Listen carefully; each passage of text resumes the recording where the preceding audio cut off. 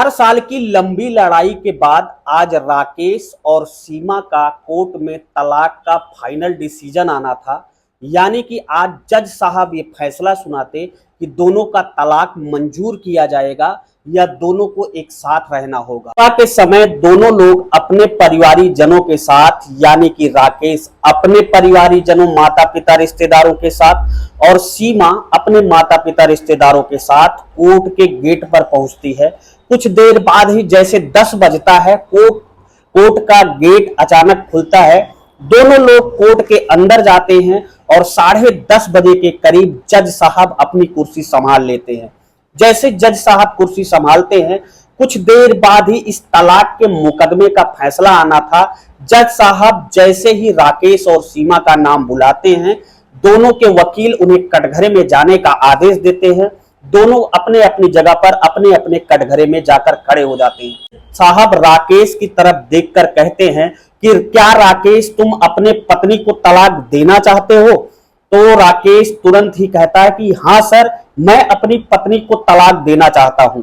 अब कुछ देर बाद ही राकेश से पूछताछ करने के बाद जज साहब सीमा की तरफ मुंह करके पूछते हैं कि सीमा, तुम्हारा क्या फैसला है? तुम इस पूरे फैसले में क्या कहना चाहती हो? क्या तुम भी अपने पति राकेश को तलाक देना चाहती हो? वो कहती है कि हाँ साहब, मैं अपने पति को तलाक देना चाहती हूं, लेकिन साहब हुजूर, आपसे एक गुजारिश मेरी है कि मैं अपने पति को तलाक दे दूंगी, लेकिन आप बस मेरे लिए इतना कर दीजिए जज साहब कि मैं एक रात अपने पति के साथ गुजारना चाहती हूं। जब ये बातें जज साहब सीमा के मुंह से सुनते हैं तो एक बार उन्हें बहुत अचरज होता है। जज साहब जब अपने सामने ऐसी बातें, वो भी एक महिला से जिसका अब तलाक होने जा रहा है, दोनों पति पत्नी के रास्ते अब हमेशा के लिए अलग होने जा रहे हैं, तो जज साहब जब सीमा के मुंह से ऐसी बातें सुनते हैं तो जज साहब भी एक बार भावुक हो जाते हैं और कहते हैं कि ठीक है, अगर तुम्हारी इच्छा है तो तुम्हारा पति है, अभी दोनों का तलाक नहीं हुआ है, तुम दोनों अभी भी पति पत्नी हो, मैं तुम्हें परमिशन देता हूं, तुम एक रात अपने पति के साथ गुजार सकती हो। जैसे ही जज साहब ये बोलते हैं, वैसे ही सीमा के तरफ से जो उसके माता पिता रिश्तेदार आए थे, उनमें से एक दो लोग जज साहब की बातों को काटते हुए कहते हैं कि जज साहब, अब फैसले की घड़ी है, लास्ट घड़ी है और इस समय में ऐसा फैसला समाज के हित में नहीं होगा। जज साहब कहते हैं कि देखिए, अगर इतने बड़े बुद्धिमान होते और इतने बड़े समाज सुधारक होते तो आज स्थिति यहां तक ना पहुंची होती। जज साहब उनकी बातों को काटकर तुरंत ही आर्डर को लिख देते हैं कि सीमा को एक रात अपने पति के साथ गुजारने का मौका दिया जाता है। दोस्तों, आगे क्या हुआ पूरी कहानी मैं आपको सुनाऊंगा मात्र चंद मिनट के लिए। चंद मिनट के लिए आप मेरे साथ बने रहिएगा, वीडियो को छोड़कर नहीं जाइएगा। कहानी बहुत ही सामाजिक, बहुत ही इंटरेस्टिंग होने वाली है। अगर कहानी आपको अच्छी लगे तो चैनल को सब्सक्राइब कर लीजिएगा और कहानी को शेयर भी कर दीजिएगा। जिन लोगों ने पिछली वीडियो पर अपना प्यारा सा कमेंट दिया था, हमें आशीर्वाद दिया था, उनका नाम मैं कहानी के आखिरी में ले लूंगा, तो आप कहानी के आखिरी तक बने रहिए। बिना आपका समय गंवाए कहानी की तरफ फिर वापस लौटते हैं। अब दोनों पति पत्नी राकेश और सीमा जज साहब के आर्डर को सुनते हुए अपने परिवारी जनों के साथ कोर्ट से बाहर आते हैं। दोनों एक चाय की दुकान पर चाय पीते हैं। दोनों का परिवार भी साथ साथ में चाय पीता है। राकेश अपने पत्नी सीमा से कहता है कि सीमा, तुमने तो ये फैसला जज साहब से करवा लिया कि हमें एक रात अपने पति के साथ गुजारनी है, लेकिन क्या तुमने मेरी एक बार इच्छा जानने की कोशिश की कि मैं तुम्हारे साथ एक रात गुजारना चाहता हूं कि नहीं? तो वो कहती है कि चाहे बात जो भी हो, चाहे बात जैसे भी हो, मुझे आपकी मर्जी की कोई परवाह नहीं है, मुझे बस आपके साथ एक रात गुजारनी है। अब राकेश सीमा से कहता है कि बोलो, मैं तुम्हारे घर आऊं, यानी कि अपने ससुराल आऊं, कि तुम मेरे घर आओगी, तुम अपने ससुराल आओगी? वो कहती है कि देखो, न तुम मेरे घर आओ और न मैं तुम्हारे घर आऊं, हम एक होटल करते हैं और होटल में ही आज रात गुजारते हैं। ऐसा कह के दोनों लोग अपने अपने परिवारी जनों को अपने घर की तरफ विदा करते हैं और दोनों शाम होने का इंतजार करते हैं। धीरे धीरे अब सूरज ढल चुका था, शाम हो चुकी थी। सीमा एक होटल पर जाती है। होटल वाले पूछताछ करते हैं कि आप लोग बड़ा परेशान, बहुत घबराए हुए लग रहे हो। तो वो कहती है कि दरअसल हमें होटल में एक कमरा चाहिए। वो जज साहब के कोर्ट का आदेश होटल वाले को दिखाती है। होटल वाला पूरा पढ़ता है, वो भी जब पूरा पढ़ता है भावुक हो जाता है। उसके मन में भी बहुत सारे प्रश्न आ रहे थे कि आखिर 4 साल तक तलाक का जो मामला चला, उस मामले में एक पत्नी द्वारा अपने खुद के ही पति के साथ एक रात गुजारने की कैसी प्रथा है, ये कैसी मांग है। फिलहाल दोनों को कमरे की चाबी होटल द्वारा सौंप दी जाती है और दोनों उस कमरे के होटल में चले जाते हैं। शाम का खाना दोनों एक साथ खाते हैं। अब राकेश कहता है कि सीमा, मैं कुछ देर के लिए बाहर घूमने टहलने जा रहा हूं, आधे एक घंटे में वापस आ जाऊंगा। राकेश अपनी पत्नी सीमा से ऐसा कहते हुए बाहर जाता है और 1 घंटे बाद जैसे ही होटल के उस कमरे में आता है जहां पे उसकी पत्नी सीमा रुकी हुई थी, तो देखता है कि सीमा पूरी तरीके से लाल जोड़े में, एकदम लाल साड़ी में सजी तैयार है। हाथों में उसने नई नई चूड़ियां पहन रखी है, माथे पर सिंदूर लगा रखा है। उस सीमा आज वैसी ही लग रही थी जैसी वो पहले दिन शादी करके राकेश के घर में आई थी। पूरी तरीके से एक नई नवेली दुल्हन को भी फेल कर रही थी। जब राकेश ये सब देखता है तो एक बार वो सीमा को नजर भर के देखता है कि वो आज सदियों बाद सीमा को देख रहा हो।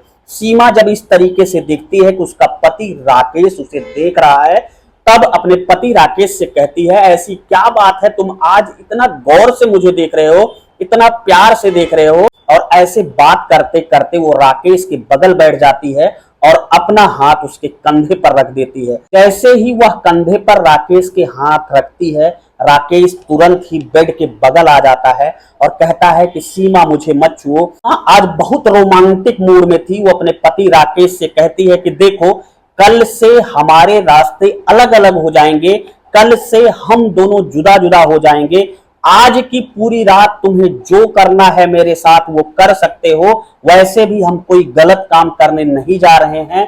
मैं रिश्ते में अब भी तुम्हारी पत्नी ही हूं और आज रात तक तुम्हारी पत्नी ही रहूंगी। तुम्हें जो कुछ करना है वो कुछ कर सकते हो। लेकिन राकेश अपनी पत्नी सीमा को मना कर देता है। अब दोनों आपस में बैठकर काफी देर बातें करते हैं। सीमा राकेश से कहती है, राकेश, एक चीज बताओ कि पिछले 6 महीने से जब भी तुम तारीख पर आ रहे हो, 6 महीने के पहले से मैं तुम्हें देख रही हूं कि 6 महीने के पहले तुम्हारी शरीर हष्ट पुष्ट हुआ करती थी, तुम्हारे चेहरे पर एक अजीब तरीके से मुस्कान रहती थी, खुशी रहती थी। लेकिन इन 6 महीनों में तुम्हें ऐसा क्या हो गया है, तुम दिन पर दिन सूखे जा रहे हो, तुम्हारी मुस्कान जैसे गायब हो गई है। तो वो कहता है, छोड़ो इन सब बातों में क्या पड़ना। लेकिन वो कहती है कि नहीं, तुम बताओ, मैं तुम्हारी पत्नी हूं, तुम्हें आज ये सब बताना पड़ेगा कि तुम्हारे साथ हो क्या रहा है, तुम्हारे साथ गुजर क्या रहा है, आखिर मैं भी तो जानूं। वो कहता है कि नहीं, मैं तुम्हें नहीं बता सकता हूं, कल से हमारे तुम्हारे रास्ते अलग हो जाएंगे और तुम वैसे जानकर भी क्या करोगी। अब मैं 6-7 महीने का मेहमान और हूं।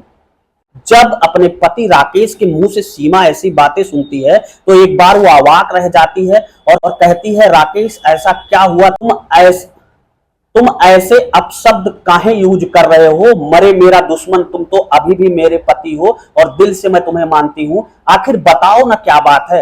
राकेश से बहुत जिद करने लगती है उसकी पत्नी सीमा, लेकिन राकेश था कि बताने को तैयार नहीं था। वो उसे बहुत सारी कसमें देती है और कहती है कि तुम्हें याद है, एक समय था जब मैं तुम्हारी लंबी आयु के लिए करवा चौथ का व्रत, सोमवार का व्रत और बहुत सारे व्रत रखती थी कि तुम्हारी आयु लंबी हो और तुम्हारा सब कुछ अच्छी तरीके से चलता रहे। तुम्हें उस व्रत की कसम, जिसमें मैंने अपने तन को दुख पहुंचाकर तुम्हारी लंबी उम्र की दुआ मांगी थी भगवान से, तुम्हें उस व्रत की कसम एक बार राकेश बताओ ना। राकेश जब ये सब सारी बातें सुनता है अपनी पत्नी सीमा के मुंह से, तो बताता है कि सुनो, दरअसल 6 महीने पहले की जो तारीख थी, उस तारीख पर जब मैं आया था, तो जब मैं घर जा रहा था तब मेरे पेट में अचानक दर्द शुरू हो गया था और मैं एक हॉस्पिटल में गया।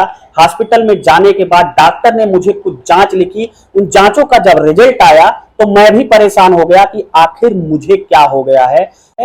दरअसल उस जांच में यह आया कि मुझे ब्लड कैंसर हो गया है और वह ब्लड कैंसर अब इस स्थिति में है कि मैं ज्यादा से ज्यादा 6 महीने का मेहमान इस धरती पर और हूं बस। अब सीमा राकेश के मुंह से जब ये सब बातें सुनती है तो उसे बहुत अचंभा होता है। वो कहती है कि बताओ, तुमने ये सब बातें मुझसे छुपा कर रखी थी, तुम्हें एक बार मुझे बताना तो था, अभी तो हमारा तलाक नहीं हुआ है।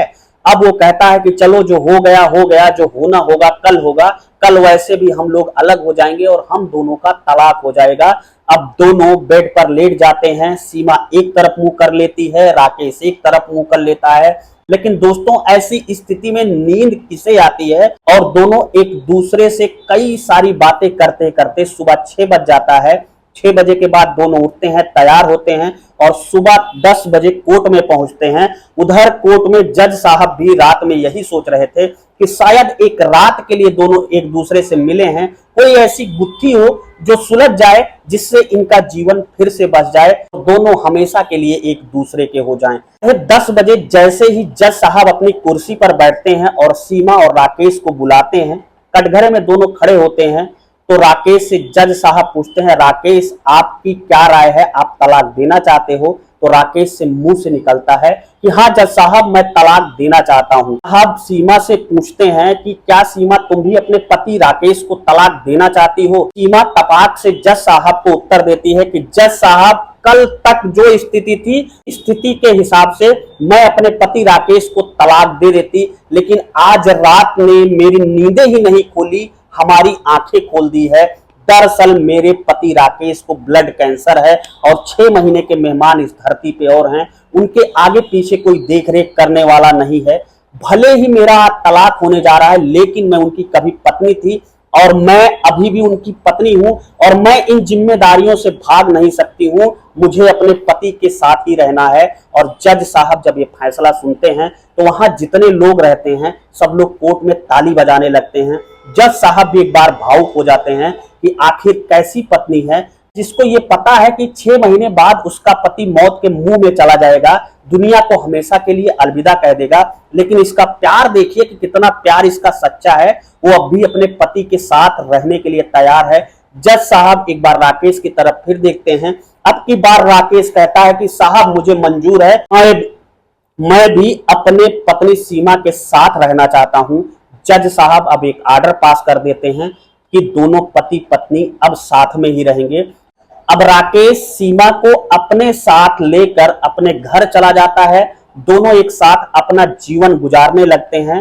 राकेश की पत्नी सीमा उसकी बहुत देखभाल करती थी, दिन भर पूजा पाठ किया करती थी। वो एक बार फिर से अपने पुराने व्रत को, जो व्रत वो रहती थी अपने पति की लंबी आयु के लिए, वो व्रत फिर से स्टार्ट कर देती है। धीरे धीरे 6-7 महीने का वक्त गुजर जाता है। 6-7 महीने बाद जब फिर से एक बार राकेश की जांच कराई जाती है तो पता चलता है कि उसका कैंसर अब धीरे धीरे ठीक हो रहा है, और वो पत्नी ईश्वर के दरवाजे पर लगातार जाती रहती है। तो वो पत्नी अपने सच्चे प्यार के वजह से अपने पति को मौत के मुंह में जाने से बचा लेती है, और दोनों का जीवन हंसी खुशी गुजरने लगता है।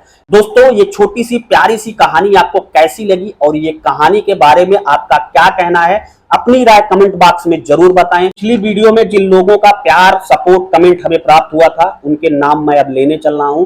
उनके नाम है संतोष यादव, शिक्षक केनवार, शिक्षक टीकमगढ़ मध्य प्रदेश, जितेंद्र द्विवेदी कानपुर देहात, देवेंद्र मुजफ्फरनगर, कमलेश दौसा राजस्थान, राधे मोहन लखनऊ, राहुल प्रताप सिंह बलिया उत्तर प्रदेश से हैं, आयुष कुमार कन्नौज से हैं, प्रकाश प्रधान है बेवर मैनपुरी उत्तर प्रदेश से, अयूब खान बेलगाम कर्नाटक से हैं, नरवीर सिंह यादव उत्तर प्रदेश से हैं, अनिल धारगे सतारा महाराष्ट्र से हैं, और बिट्टू शाह हैं बलिया उत्तर प्रदेश से। लोगों को दिल से बहुत बहुत धन्यवाद। जाते जाते बस इतना ही कि चैनल को सब्सक्राइब ना किया हो तो चैनल को सब्सक्राइब कर लेना, क्योंकि यहाँ पर आपको दिल छू लेने वाली सामाजिक कहानियां, मार्मिक कहानियां मिलती हैं और लगातार मिलती रहेंगी। सपोर्ट और आपका आशीर्वाद जैसे हमारे सर पर चल रहा है, उम्मीद करता हूं हमेशा ऐसे ही आपका सपोर्ट और प्यार, आशीर्वाद हमारे साथ बना रहेगा। मिलता हूं एक नई कहानी के साथ आपको जल्दी। तब तक के लिए जय हिंद, वंदे मातरम।